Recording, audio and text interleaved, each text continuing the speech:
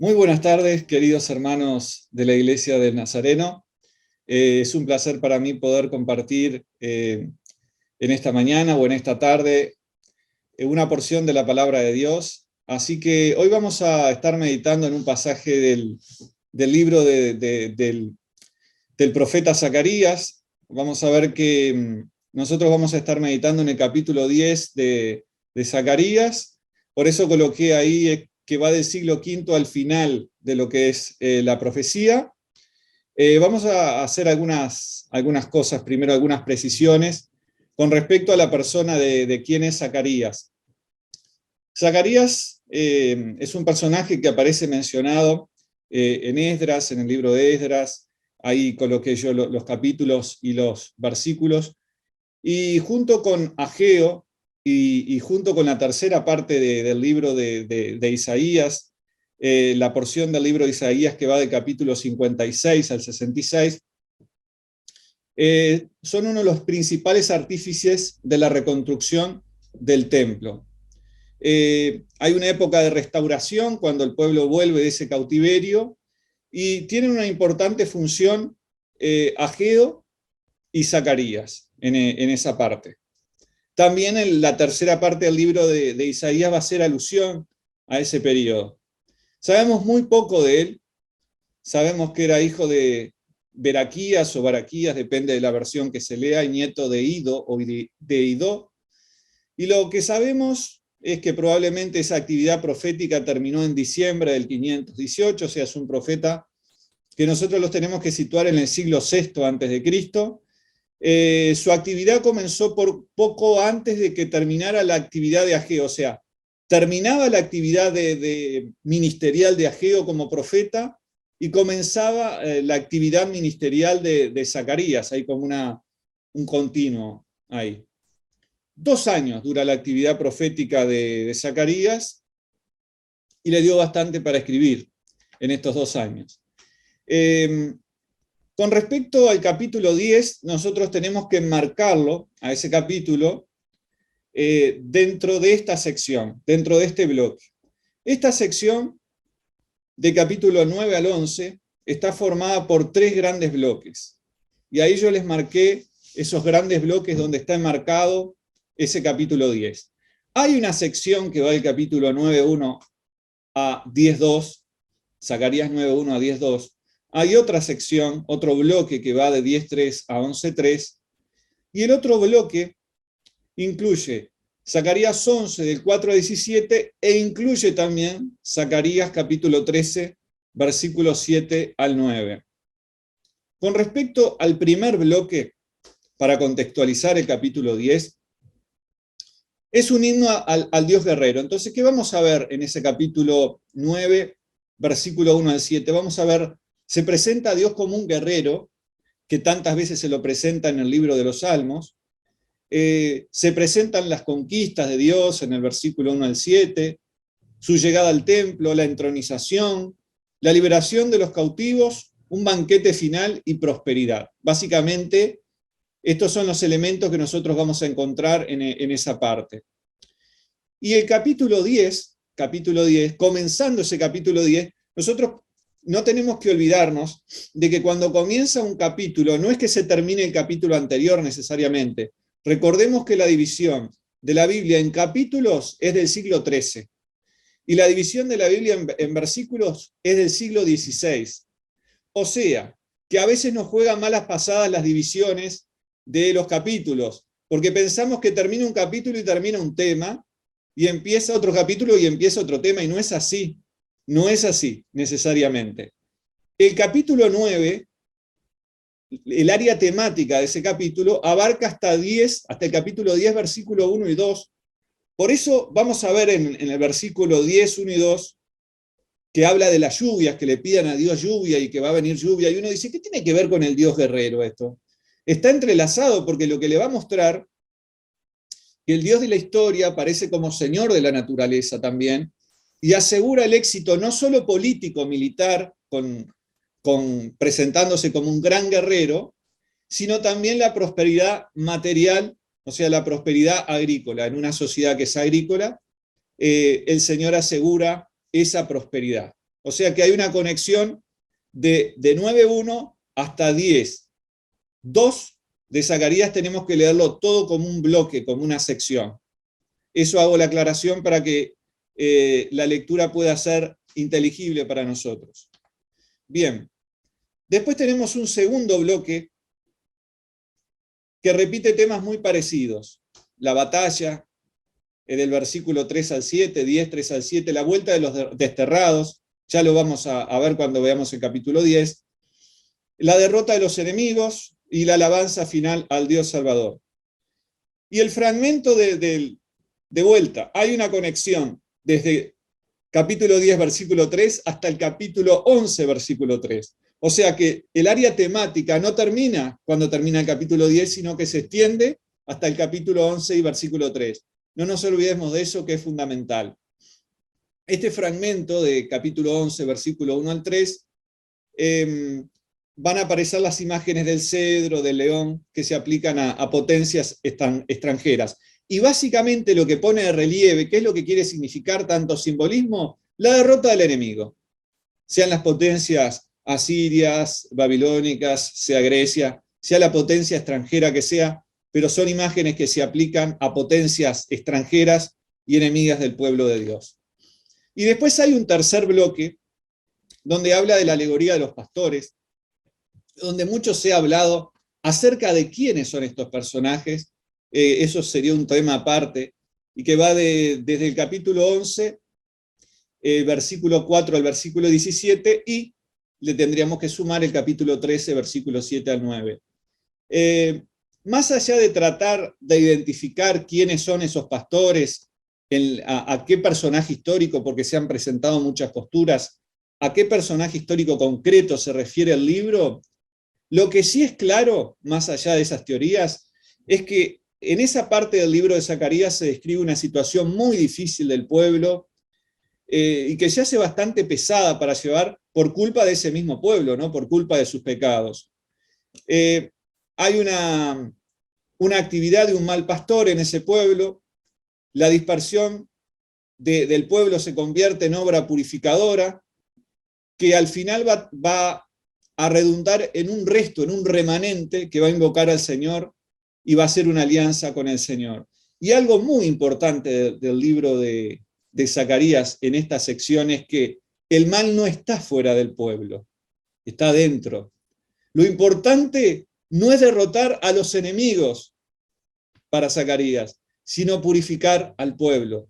El Señor se encargará de derrotar a los enemigos, pero el pueblo tiene que purificarte. Un mensaje importantísimo para nosotros también en el día de hoy. El mal no está fuera de la iglesia necesariamente, también está en nosotros mismos, ¿no? Con áreas de nuestra vida que nosotros tenemos que trabajar. Lo importante, vemos a veces el mal como algo amenazante desde afuera, cuando hay muchas cosas que nosotros tenemos que ajustar en nuestra vida para estar en comunión con el Señor. Ahí coloqué algunos eventos cronológicos, ¿no? De la escena política de esa época, ¿no? La toma de Jerusalén, que va a ser en el año 587, por parte de Nabucodonosor. Recordemos que hay tres incursiones importantes que se mencionan en la Biblia. A veces nosotros pensamos que solo una toma de Jerusalén por los babilonios. En realidad hay tres tomas de Jerusalén por parte de los babilonios. Después viene un imperio, que es el imperio medo-persa, con énfasis en los persas. Esa época persa va a haber un regreso de deportados durante esa época, y ustedes ven ahí que yo le estoy señalando entre el año 522 al año 520, la actividad de estos hombres, Ageo y Zacarías, que es muy importante, ¿verdad? Después va a venir una época helenística, más tardía, es una época más tardía. Y lo que algunos plantean, como les estoy señalando ahí, muchos autores plantean que ese capítulo 10 del libro de Zacarías se enmarca dentro de una sección que iría del 9 al 14, obviamente, y que se escribe un poco más tarde, en la época helenística, al menos en el siglo IV. al menos en el siglo IV. Por eso yo cuando comencé, no comencé con hacer una introducción de Zacarías 1 a 8, porque eso sería otro contexto, sino que me enfoqué en el 9 al 13, al 9 al 14, porque esa es la sección que nosotros tenemos que ver en una época un poco más tardía, en la época helenística. El mensaje doctrinal que tiene Zacarías es un mensaje extraordinario, porque tiene un mensaje maravilloso, el libro en su conjunto, ¿no? Hay dos ideas teológicas fundamentales en este libro. Una es la idea de la providencia divina. La providencia divina son como los dedos de Dios en el guante de la historia, en el guante de la historia. O sea, la providencia divina es el cuidado especial que tiene Dios de su pueblo, sobre todo de Jerusalén en este contexto, ¿no? En la reconstrucción del templo y sobre las naciones. Pero ese cuidado especial de Dios sobre su pueblo, esa mano de Dios moviendo los hilos de la historia, de una manera imperceptible para nosotros como seres humanos que la vemos a la historia como algo lineal. Nosotros vemos la historia como algo lineal, como una sucesión de acontecimientos. Esos acontecimientos están ordenados por la providencia divina, por la providencia de Dios, y Dios en su sabiduría va entrelazando esos eventos históricos que a veces nos desconciertan, que carecen de sentido para nosotros, pero no para Dios, no para Dios que tiene el control completo de la historia, como lo menciona también en el libro de Daniel. Pone reyes, quita reyes, le dice a Nabucodonosor en el capítulo 2 de Daniel, de manera que hay un concepto ya en Daniel, hay un concepto en esa época de Dios como soberano de la historia, el que conduce los acontecimientos de la historia, el que mueve los hilos de la historia. Y uno dice, mirá, tal evento histórico ocurrió, y parece que nos desconcertamos y parece que el mundo es una hecatombe, que está todo desordenado. La mano de Dios tiene el control de la historia humana. Eso es lo más importante que nosotros tenemos que saber. Y así como Dios tiene un cuidado, tuvo ese cuidado especial y tiene un cuidado especial sobre su pueblo en la antigüedad, sobre Jerusalén, también Dios tiene un cuidado especial sobre nosotros como cristianos, ¿verdad? Y también indudablemente sobre las naciones. Dios tiene el control. A mí me gusta decir que a Dios no se le quema la comida en la cocina, no se le achicharra la comida en el horno ni en la sartén. Dios tiene un control extraordinario de la historia. De manera que una de las ideas fundamentales de Zacarías, con sus visiones, con sus mensajes, con sus simbolismos, es la providencia de Dios, el cuidado especial de Dios sobre nosotros. Ahora también, como todos los profetas que vienen después del exilio, o sea, una vez que el pueblo viene del exilio, regresa de la cautividad de Babilonia, hay muchas situaciones que van a cambiar. En primer lugar, se cree que la sinagoga, esta institución religiosa del judaísmo, se cree que surge y emerge en el exilio. En el exilio se va a dar un fenómeno extraordinario de purificación de la idolatría. Todo lo que es esa idolatría, que era bastante frecuente encontrar en los escritos preexílicos antes de ser llevado al exilio, va a ser depurada. No totalmente, pero va a ser sí depurada la idolatría, y van a quedar curados de espanto, como decimos nosotros, con respecto a los ídolos y a la idolatría. Y cuando están en el cautiverio, en esa situación de sentirse desarraigado, obviamente imagínense lo que es estar lejos de la tierra que Dios había prometido, lejos del templo, lejos de la ciudad santa. Ustedes saben que los judíos, cuando estaban en la cautividad, oraban dirigidos hacia el templo, buscaban el punto geográfico más o menos hacia el cual se encontraba el templo y oraban hacia ello, porque era el sentido del desarraigo. Y el peor castigo que nos dice la Biblia, el Salmo 137, que tenían, eran que que la gente de Babilonia les pidiera que cantaran sus canciones religiosas, las canciones religiosas de Jerusalén, de Israel. Y ellos dicen, ¿cómo nos piden a nosotros que cantemos canciones, nuestras canciones, cuando estamos cautivos en otra tierra? ¿Entienden? Entonces, ese era el peor castigo, cantar las canciones de Jerusalén, esas canciones que celebraban a Jerusalén, que tenían que ver con su espiritualidad en otra tierra, y todavía pedir que se las cantaran, ¿no? Ese era un castigo tremendo. Pero cuando ellos vuelven de ese exilio en Babilonia, va a haber unos cambios en la espiritualidad del pueblo muy importante, ¿no? Se va a hacer mucho más énfasis en la palabra. Como no se tiene el templo, se va a hacer énfasis en la palabra, por eso se piensa que es durante este periodo donde nace la sinagoga, y en ese contexto, en ese momento, la palabra empieza a ocupar el lugar que ocupaba el templo. Además de ocupar el lugar que ocupaba el templo y los sacrificios, eso va a ser sustituido por lo que es la palabra y por lo que es la oración en ese momento. Entonces, en ese momento de cautiverio, luego de que ellos van a salir de este momento, vienen estos profetas, como nosotros dijimos, que van a venir después del exilio. Por eso ahí debería decir, en vez de preexílicos, post-exílicos. Acá yo cometí un error de tipeo. Zacarías no es un profeta preexílico, es posexílico, después del exilio, ¿verdad? Así que, por favor, perdónenme ese error.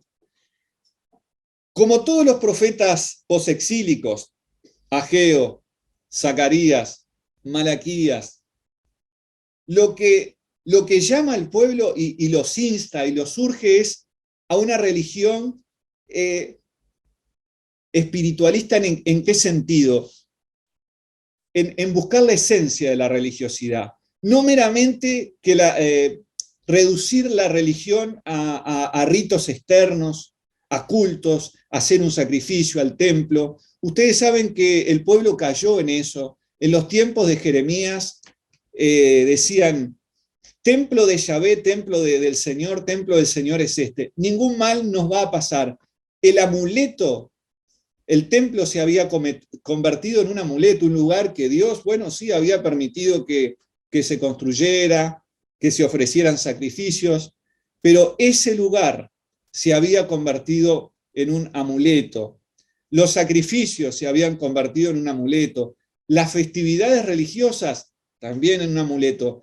Llega a tal punto que hay un momento que Dios dice en alguno de los profetas menores, odio sus fiestas solemnes, aborrezco sus lunas nuevas, no me ofrezcan sacrificios, los aborrezco.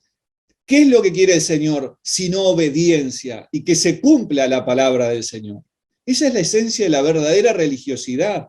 No remitirse a algo solamente externo, como poder ir a un culto, poder ir a la reunión, orar, ofrendar, cantar, no en actos externos, sino en una religiosidad auténtica que emana del corazón. Y cuando esa religiosidad es interna, emana del propio corazón, se van a manifestar en conductas externas. Eso es indudable. Pero lo externo no necesariamente indica que internamente haya una transformación, que internamente haya una comunión. Y lo que apunta Zacarías, como va a apuntar Ageo, como va a apuntar Malaquías, en medio de esa comunidad que cuando viene del exilio va a tener algunos problemas, cuando regresa a la tierra va a haber un poco de desorden ahí, es apuntar a una espiritualidad mucho más elevada, que no se restrinja a un templo, a un lugar físico, que no se restrinja a un rito externo, como un sacrificio que Dios lo pedía, o a guardar una fiesta, una determinada festividad religiosa del calendario litúrgico, sino a una religión auténtica, de temor y de comunión con Dios, ya en el Antiguo Testamento. Ya en el Antiguo Testamento. Por eso Jeremías habla de ese nuevo pacto que Dios va a hacer en el corazón del pueblo. En el corazón va a ser ahora del pueblo, y no necesariamente a lo externo. Entonces se quiere sacar el peso y el énfasis sobre elementos que formaban parte de la vida religiosa y de la espiritualidad del pueblo, que no necesariamente marcaban una vida piadosa, una vida de espiritualidad. Lo que va a mencionar Zacarías, que ante todo la verdad, la misericordia, el juicio justo, de modo que nadie maquine el mal en su corazón, era lo que contaminaba al pueblo.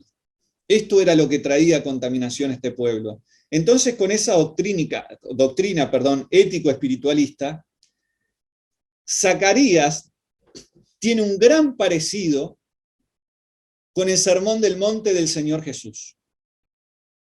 El Sermón del Monte de Jesús es como que se encuentra un poco en germen en ese mensaje en el libro de Zacarías, ¿no?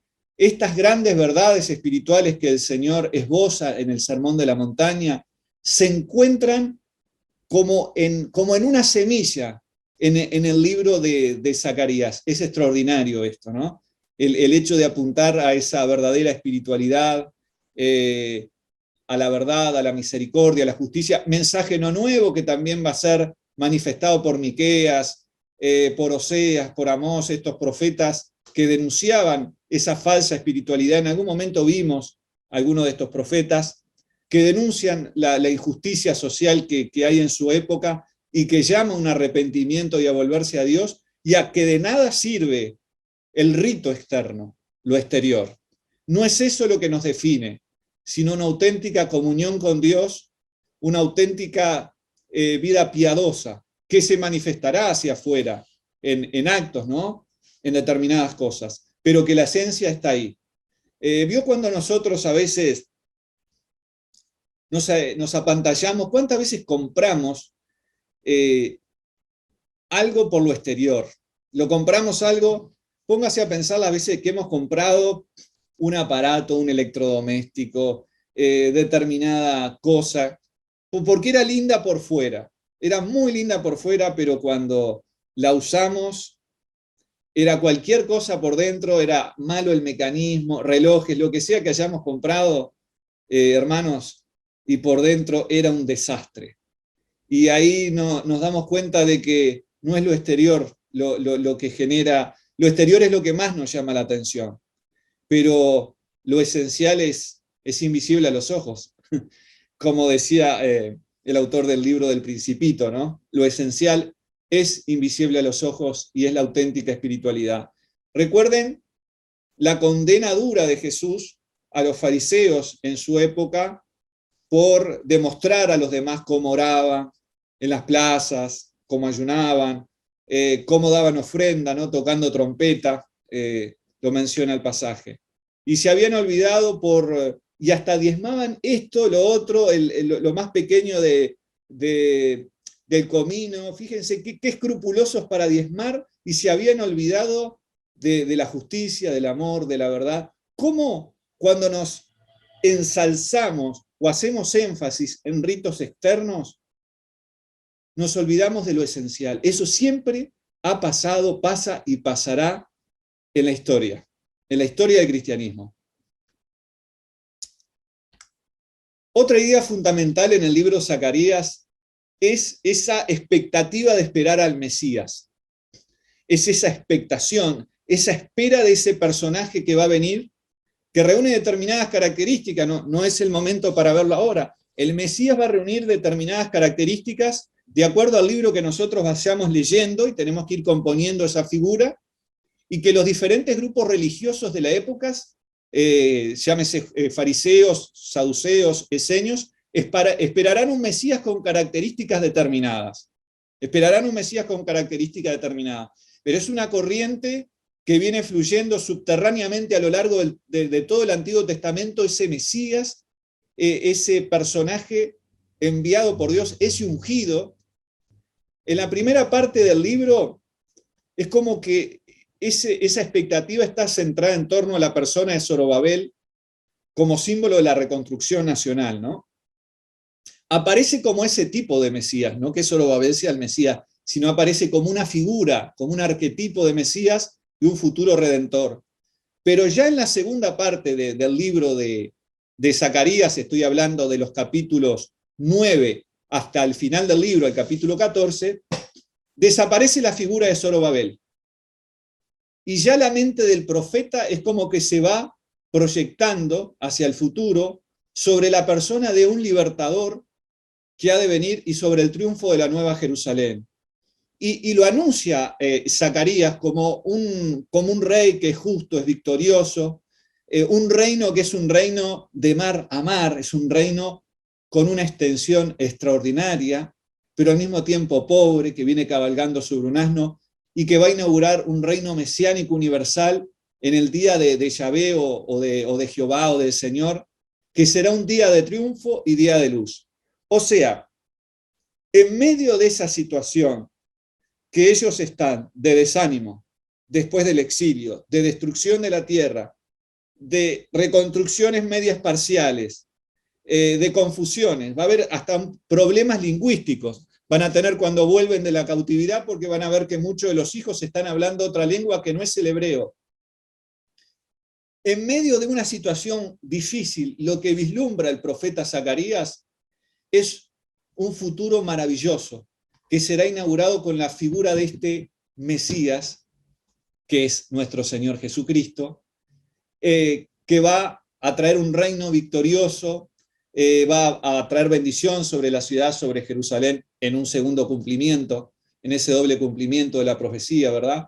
Que será un día de triunfo y de luz. Y esta es una de las características que me gustaría mencionar, que a diferencia de la visión que tenían algunos grupos griegos de la historia, que era una visión cíclica, por ejemplo, los estoicos, tenían una visión de la historia donde cada 3000 años todo lo que nosotros vemos, el universo, la Tierra, todos los planetas, terminaba en una conflagración, se prendía todo fuego y empezaba de nuevo la historia y era todo cíclica y era como que la historia no tenía sentido.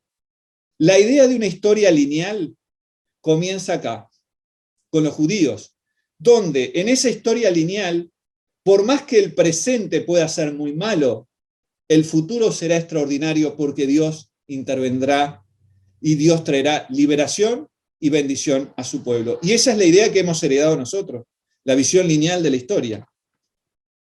Y comenzamos con Zacarías, capítulo 10. En medio, esto fue la introducción, no se preocupen, voy a tratar de no hacerlo largo porque ya a través de la introducción vamos tocando algunas cosas para nuestras vidas.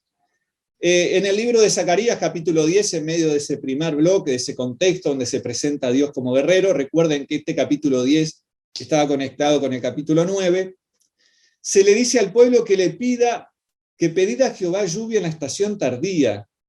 Jehová hará relámpagos y os dará lluvia abundante y hierba verde en el campo a cada uno. Lo que se le dice al pueblo es que se le pida al Señor la lluvia tardía. Recuerden que Dios no aparece solo como guerrero, sino como aquel, no solamente como aquel que trae la salvación político-militar, sino como el Dios de la naturaleza. Esto es muy importante. Pedid a Jehová la lluvia en la estación tardía. La estación tardía son las lluvias de primavera que se requieren para la cosecha, que se requieren para los plantíos.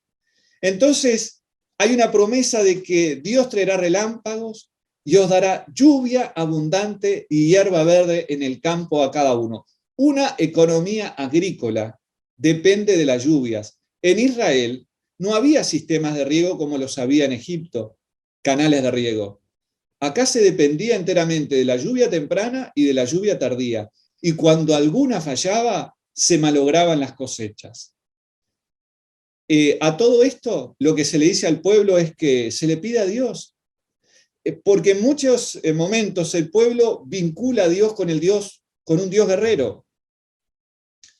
Y lo que se quiere hacer entender el pueblo, que Dios no es un Dios solamente de esto, solamente de la guerra, solamente de los montes, solamente de la planicie. Yo me acuerdo cuando el pueblo de Dios se enfrenta a los sirios, si no me equivoco, y pierden en las montañas, y ellos dicen, el Dios de los hebreos es un Dios de las montañas. peleemos con ellos en la planicie y los derrotaremos, porque su Dios es Dios de las montañas. Y Dios le dice, por los sirios decir esto, yo les voy a dar la victoria también en la planicie, en el terreno llano, donde se pelea mejor con los carros de guerra, obviamente. Las luchas en la montaña son más cuerpo a cuerpo. Y los sirios constatan de que Yahvé, el Señor, Jehová, es un Dios no solo de las montañas, sino también de la planicie, del campo llano. Y en esto, el pueblo cayó muchas veces en esta tentación de fragmentar o de parcelizar a Dios, de querer que Dios es solamente un Dios de acá, o Dios de allá, o Dios para esto, o Dios para lo otro. Y a veces nosotros también pensamos que Dios es solamente para pedir determinadas cosas, pero determinadas otras no las puede hacer. El pueblo muchas veces cayó en esta tentación. Y el profeta le dice a la comunidad, pídanle a Dios, porque Dios va a traer la lluvia. No es Baal, al cual se lo identificaba con la lluvia y con la fecundidad y con determinados fenómenos atmosféricos. No es Baal el que le va a traer la lluvia ni que les va a dar prosperidad. Ustedes saben que estaba leyendo la otra vez en Jeremías, un pasaje que me dejó helado. Cuando el pueblo le reprocha a Jeremías y le dice, no, nosotros no estamos mal por nuestros pecados. Nosotros estamos mal porque cuando dejamos de pedirle a Baal y a los otros dioses, ahí nos fue mal. Ahí nos empezó a ir mal. Y yo me quería morir con ese pasaje, ¿no? Pero el pueblo se daba cuenta que estaba mal, pero tenía un error de diagnóstico. Y el tema es que no era que estaban mal, ellos no veían que estuvieran mal por haberle fallado a Dios y estar pecando contra Dios, sino que ellos pensaban que ellos estaban mal por haber abandonado la idolatría de eso, donde tenían un Dios para cada cosa. Baal, Ashera o Aserá, como se quiera llamar, otro Dios para otra cosa, y ellos, en muchos casos, no quisieron ver, o no fueron capaces de comprender, o no quisieron comprender, de que Dios es el Dios de todas las cosas. Es el Dios que me da la victoria en lo estratégico como les dio a ellos. Es el Dios de la naturaleza, es el Dios que provee. Todas esas cosas que muchos pueblos podían tener un Dios para cada una, el Señor era todo, era todo. Y es lo que ellos tienen que entender, que esa lluvia tan tardía que ellos necesitan para sus cosechas, para subsistir, la provee Dios, la provee el Señor. Y después dice el versículo 2, porque los terafines han dado vanos oráculos y los adivinos han visto mentira, han hablado sueños vanos y vano es su consuelo, por lo cual el pueblo vaga como ovejas y sufre porque no tiene pastor. Lo que les puse ahí en estas figurillas esculpidas son algunos hallazgos arqueológicos en la tierra de Israel. Estos son terafines. Estos son terafines. Los terafines, que la palabra es un poco compleja en el terafín es un plural en hebreo, es una palabra un poco discutida en cuanto a su etimología, pero para tratar de ser sencillos, son ídolos domésticos. ¿Qué es lo que se ha visto en algunas excavaciones arqueológicas? Que estas estatuitas que ustedes tienen ahí, ustedes ven, estas estatuillas se utilizaban como ídolos, en algunos casos, y en otros casos se utilizaban como documento de herencia. Ustedes se acuerdan en Jueces 15, capítulo 15 y capítulo 17, donde se construye un terafín, un tal Micayehu o Micaías, Micayehu es el nombre que, como en algunas versiones lo trae, o Micaías, le roba a la madre plata, la madre maldice a quien le había robado, pero como el hijo le dice, mamá, mirá que lo que te faltó, bendito seas, y lo bendice. Y lo más llamativo de ese pasaje es que dice que cada cual hacía lo que bien le parecía, o sea, había un sincretismo religioso, una mezcla de prácticas religiosas, una falta de guía, de dirección, una falta de luz, Y este hombre hace con eso que la madre le vuelve a dar un terafín, uno de estos ídolos. Podrían tener diferente tamaño, podrían ser como el tamaño de una persona, o podrían ser como estos, más pequeños, ¿no? Estos eran los ídolos que hicieron perder a Israel. Baal, podríamos también tener una estatuilla ahí de Baal y ver cómo son pequeñas estatuillas, y uno dice, ¿cómo puede ser que estas cosas tan pequeñas hayan socavado al pueblo, la espiritualidad, hayan arruinado no solamente espiritualmente, primero espiritualmente, luego a nivel político, a nivel militar, destrozaron todo lo que era la nación? Porque esto que es un ídolo, y el ídolo lo puede ser el dinero, lo puede ser otra cosa, en lugar de esa estatuilla, el terafín podría ser aquello que tenemos en nuestra vida en primer lugar antes que a Dios. Aquello no, esto no me lo toquen, ¿eh? Dios puede venir después, pero esto es lo primero. Esto es una estatuilla, pero podría ser lo material, ¿entienden? Podría ser aquello a lo cual nosotros nos apegamos y lo tenemos en primer lugar en nuestro corazón. Ellos le pedían lluvia a estos ídolos, a estas estatuas que ustedes ven ahí, y les recrimina Zacarías y le dice, los terafines han dado vanos oráculos, y los adivinos han visto mentira, han hablado sueños vanos. Persistía la adivinación en estos tiempos. Y vano es su consuelo. ¿Qué te pueden decir? ¿Qué te pueden consolar los adivinos? Los adivinos de antes y los adivinos de ahora. Por lo cual el pueblo vaga como ovejas y sufre porque no tiene pastor. Sufre porque falta la dirección espiritual. Los líderes espirituales están mal. Entonces, como ellos se aferraban a estas cosas, a estos terafines, no había consuelo, había un mensaje falso consuelo, y no hay nada peor que eso para el ser humano, estar en una base que no es firme. Ustedes pueden buscar, si quieren, en Google figurillas de terafines, que se han encontrado muchas, van a ver que tienen diferentes tamaños, van a ver que se condenan a los terafines, se los condena como tan mal como que fueran una práctica de adivinación. Y yo quisiera retrotraerlos un poco en el tiempo. ¿Se acuerdan cuando Raquel, en el relato del Génesis, le roba los terafines a su padre y los coloca en la montura de camello? Por lo cual uno podría suponer que el tamaño no era tan grande. En ese caso,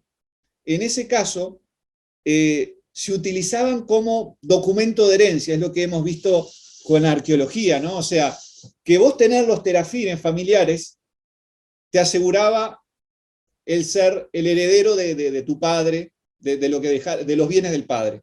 Probablemente Raquel querría que Jacob tuviera la herencia de parte de su padre. Pero también después, posteriormente, estos también se usan como ídolos, como idolatría, como elementos de adoración y de pedir lluvia. O sea, lo que le está diciendo, no le pidan lluvia a estas cosas, a los terafines, a esos muñequitos de barro que ustedes mismos se hacen con las manos. El Señor es el Señor de la naturaleza. Es el Señor que les dará la lluvia tardía y también la temprana, y les asegurará una buena cosecha. ¿Por qué buscar en estas cosas? ¿Por qué buscar en estas cosas? Bueno, les coloqué a veces que estaban relacionados con la fertilidad. Saben que a estos terafines se les pedía no solamente la fertilidad en lo reproductivo, sino la fertilidad de la tierra, de los animales. Se les pedía consejos también, y se les consideraba como elemento de adivinación. Y ahí coloqué un dato de arqueología, se excavó ahí entre 1935 y 30 la ciudad de Nusi, que es en Mesopotamia, y se descubrieron muchos escritos en tablas de arcilla y cuneiformes, donde se habla de que la posesión de estos elementos también tenía que ver con el derecho de herencia, ¿no? Con el derecho de herencia. En capítulo 10, versículo 13 al 5, dice: contra los pastores se ha encendido mi enojo, y castigaré a los jefes, pero Jehová de los ejércitos visitará su rebaño, la casa de Judá, y los pondrá como su caballo de honor en la guerra. Los pastores aquí, en este contexto, son las potencias extranjeras. Son las potencias extranjeras. Siendo nosotros fieles al texto, es una referencia a las potencias extranjeras. También nosotros podríamos, por aplicación, aplicarlo a lo que son los líderes. Recuerden que pastor no necesariamente son los pastores. Al rey se lo llamaba pastor en la antigüedad, a los líderes, no solamente religiosos, sino políticos, se los llama pastores. A Dios también se lo llama pastor en el Antiguo Testamento. Pero a los líderes se les suele llamar pastores. Y acá Dios se va a encender en enojo contra los pastores, potencias extranjeras o líderes internos, en el caso de potencias extranjeras, por la opresión con respecto al pueblo. Y en el caso de los líderes internos, por la falta completa de guía y de dirigir al pueblo, de poder llevarlo a buenos pastos, de instruirlo. La instrucción es fundamental para el pueblo. Entonces, el Señor de los ejércitos, Jehová de los ejércitos, visitará a su rebaño. Visitará a su rebaño. El mismo Dios va a ser acá de pastor. Esta visita es una visita de bendición, obviamente, y de enojo para los falsos pastores y de bendición para el pueblo. Y los pondrá como su caballo de honor en la guerra. De él saldrá la piedra angular del pueblo de Judá, ¿verdad? La casa de Judá.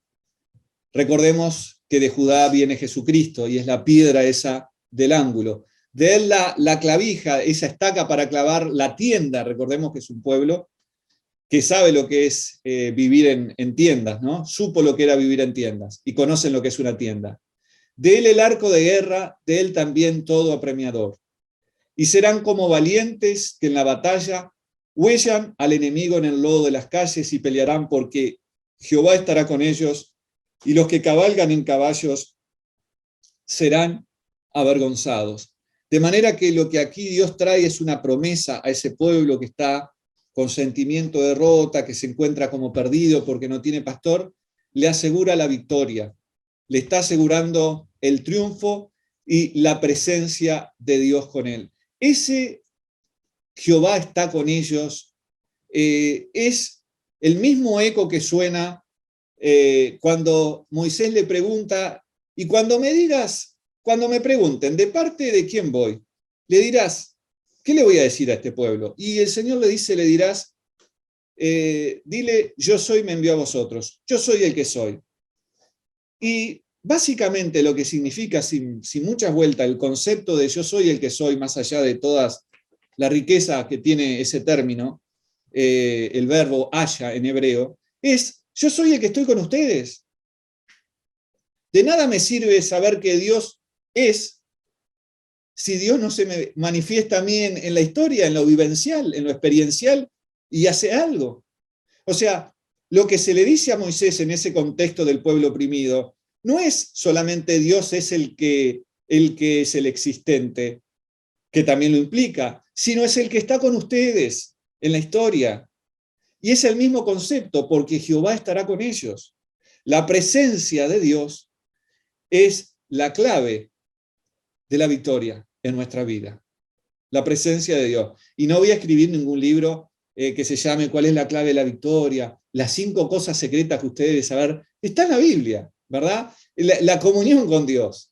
La presencia de Dios con nosotros. Ese gran yo soy el que soy. Es la garantía de victoria, de prosperidad, entendida en un buen sentido. Prosperidad en lo espiritual. También en lo material. También en la escasez. Dios va a proveer. No significa que nunca me falte nada. No significa que no pase un momento difícil como está pasando este pueblo. Pero Jehová estará conmigo. Suplirá, fortalecerá, ayudará. Y se le hace esta promesa al pueblo que está triste, que está sin guía, que está desprotegido, Dios va a intervenir para bendecir a su pueblo. Y ahora, cuando pasa un momento difícil, no solamente necesitamos fuerzas, no solamente necesitamos consuelo, necesitamos fuerzas. Y es lo que Dios le promete en versículos 6 al 7. Porque yo fortaleceré la casa de Judá y guardaré la casa de José. Acá está englobando todo. Está englobando lo que es todo Israel, el norte y el sur, la casa de José. Y los haré volver. Los haré volver. Porque de ellos tendré piedad y serán como si no los hubiera desechado, porque yo soy Jehová su Dios y los oiré. Y será Efraín como valiente y se le alegrará su corazón como a causa del vino. Sus hijos también verán y se alegrarán. Su corazón se gozará en Jehová. Ya pasó la época de castigo. Está bien. Ya pasó la época de ser zarandeados en esa zaranda cuando Dios los mandó al cautiverio. Recuerden que el libro de Isaías, el capítulo 40, comiencen. Hay una mala traducción ahí cuando dice consolados, consolados. No es consolados, es consuelen. Consuelen a mi pueblo. Del capítulo 1 al 39 de Isaías, juicios. Hay una porción histórica donde vemos cómo el pueblo también es deportado, la situación. Pero después la segunda parte es una parte de consuelo, porque la última palabra de Dios no es una palabra de castigo, es una palabra de consuelo, porque Dios no es un Dios que dice, está bien que te pase, y no lo anda diciendo todo el tiempo. Castigó duramente, pero ahora llegó el momento de traer ese consuelo. Aprendieron la lección, y no es que Dios les va a decir, ¿vieron? Siga nomás, palo para ustedes. No es alguien que esté continuamente gozándose en el sufrimiento del pueblo. Si vino el castigo, vino la disciplina de Dios, es para que el pueblo se arrepintiera. Y Dios los va a hacer volver, va a tener piedad de ellos, y no es que no lo tuviera antes, y los va a oír, porque Él es su Dios. Miren, si nuestro Dios fuera otro, yo no sé, no garantizo lo que podría pasar, pero como Jehová es nuestro Dios, como Jesucristo es nuestro Dios, sabemos que Dios nos restaura, nos corrige, nos exhorta, nos disciplina para traer frutos de amor, de buenas obras y de santidad a nuestra vida. Y será Efraín como valiente, y se alegrará su corazón como a causa del vino. Sus hijos también verán, la descendencia, ¿no? Y se alegrarán, su corazón se gozará en Jehová. Esto es muy importante, el gozo. El poder tener ese gozo que viene de Dios, que no depende de las circunstancias humanas, el gozo. Uno puede estar llorando y tener gozo en su vida. Yo puedo estar llorando en el peor momento y el gozo del Señor no depende de las circunstancias. Y después a un pueblo que ha vuelto del cautiverio no solamente se le promete victoria, fortaleza, se le promete a este pueblo reunificación, y en cierto sentido se le promete un nuevo éxodo. Dice, yo los llamaré con un silbido. Y fíjense todos los verbos que tienen que ver con Dios. Dios los va a llamar, los va a reunir, porque los ha redimido, o sea, los rescató, y serán multiplicados tanto como fueron antes de ser llevados cautivos. Bien que los esparciré entre los pueblos, aún en lejanos países se acordarán de mí, y vivirán con sus hijos, y volverán. Dios promete un nuevo retorno a la tierra prometida, esa tierra que estaban extrañando. Porque yo los traeré de la tierra de Egipto, y los recogeré de Asiria, y los traeré a la tierra de Galaad y del Líbano.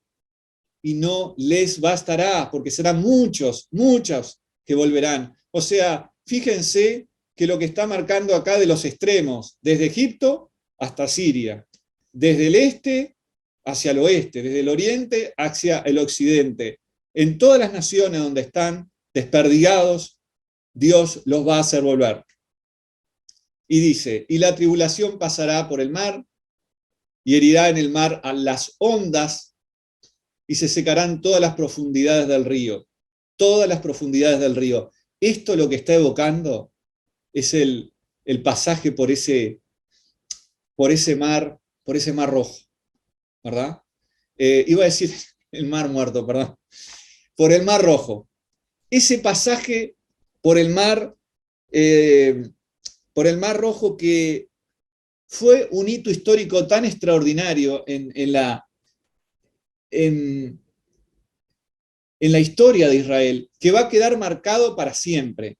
Va a quedar marcado en los libros proféticos, va a quedar marcado en los Salmos, va a quedar marcado en el Nuevo Testamento. Es un evento tan arquetípico de liberación, que cuando se tenga que hablar de una segunda liberación en otro momento histórico, de molde se va a utilizar el éxodo de Egipto, porque ese evento, ese hito histórico quedó marcado profundamente en Israel como la liberación por antonomasia. Y ahora lo que él está utilizando, el profeta, son términos del éxodo, de la liberación de Egipto, y Dios le está prometiendo al pueblo un nuevo éxodo, un nuevo éxodo.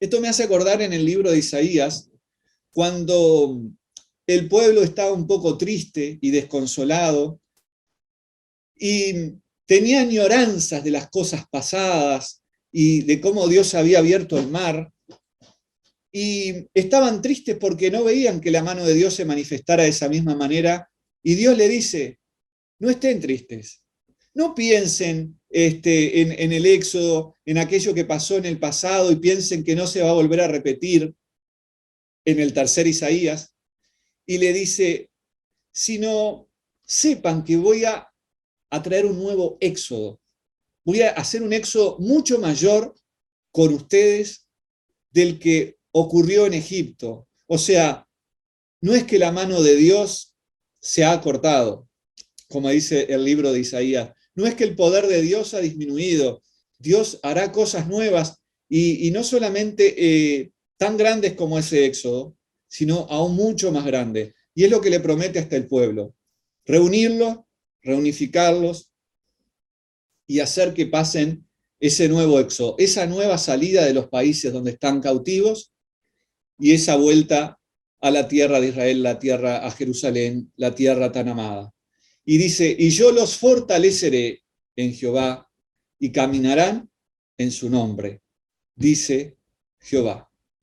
De manera que nosotros podemos ver cómo Dios es todo. Dios no solamente es el Dios que le dio la estrategia militar y les dará la estrategia militar para triunfar contra sus enemigos, Dios es el que los provee de la lluvia, no tienen que buscar en falsos ídolos. Dios es el que los guía y los pastoreará, los fortalecerá, los reunificará y los traerá de nuevo, desde donde sea. Y entonces el pueblo, ante todas estas promesas, no tiene más que abandonarse en las manos de Dios y confiar. Ese mismo Dios es el mismo Dios que nosotros servimos, Jesucristo. Es el mismo Señor que trajo la liberación para este pueblo.